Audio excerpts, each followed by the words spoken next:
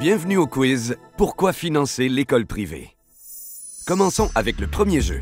Complétez la phrase suivante. Au Québec, les écoles privées subventionnées sont des organismes à but non lucratif qui appartiennent à la communauté. Elles sont gérées par des regroupements de citoyens. Elles sont là pour répondre aux besoins des élèves et non pour s'enrichir. Les élèves des écoles privées proviennent de milieux socio-économiques très variés. Les coûts de l'école privée fluctuent d'une école à l'autre, mais demeurent accessibles aux parents qui recherchent un projet éducatif adapté à leur enfant. Une école privée ne relève pas d'une commission scolaire et ne touche pas un sou des taxes scolaires. Tout le personnel est à l'intérieur de l'école et prend les meilleures décisions pour les élèves. L'école privée ne favorise aucun type d'élève en particulier. Par exemple, certaines écoles privées peuvent accueillir jusqu'à 40 d'élèves ayant des troubles d'apprentissage. Enchaînons avec un deuxième jeu. Est-ce que c'est logique? Un élève au privé coûte au contribuable 38 du coût d'un élève à l'école publique. Tout le reste est payé par les parents et l'organisation d'activités de financement. Est-ce que c'est logique de couper les subventions aux écoles privées alors qu'elles génèrent plus de 800 millions de dollars d'économies annuelles pour le gouvernement? Les élèves du privé représentent 12 de tous les élèves du Québec, mais coûtent seulement 4,5 du budget en éducation.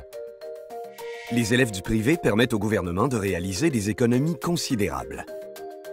Du point de vue des finances publiques, c'est ce qu'on appelle une aubaine. Alors, est-ce que c'est logique de renoncer à des économies majeures? Le calcul est simple. C'est très économique pour le gouvernement qu'une partie des élèves étudie au privé. Les écoles privées gèrent tout ce qui concerne leur école, y compris l'achat ou la construction de leurs bâtiments. Le gouvernement doit faire face au boom démographique et construire de nouvelles écoles publiques qui viennent alourdir la dette publique du Québec. Pourquoi ne pas encourager les écoles privées au lieu de sabrer dans leur budget? Est-ce que c'est logique que le gouvernement coupe le financement aux écoles privées lorsque chaque élève au privé permet de dégager plus d'argent pour les élèves du public? Contrairement à la croyance populaire, le Québec n'est pas seul. Plusieurs États et provinces ont aussi calculé les économies majeures à faire en finançant adéquatement les écoles privées. Est-ce que c'est logique de couper quand plusieurs ont déjà compris la pertinence d'une cohabitation entre le public et le privé? Le décrochage coûte une fortune à l'État, c'est connu. Les élèves des écoles privées réussissent et obtiennent leur diplôme dans les délais prévus. Est-ce que c'est logique de couper quand leur taux de réussite se traduit en économie pour le gouvernement? Et maintenant, terminons avec un dernier jeu déterminant, le jeu de l'élastique.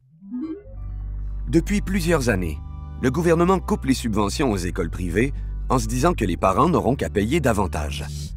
Si le gouvernement continue à couper sans calculer, il devra jouer au jeu très coûteux de l'élastique. Le jeu qui pourrait transférer de nombreux élèves au public si les frais de scolarité continuent d'augmenter à ce rythme.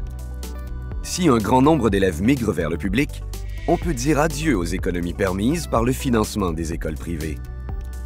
Le calcul est simple. L'école privée subventionnée fait partie des solutions à la crise des finances publiques.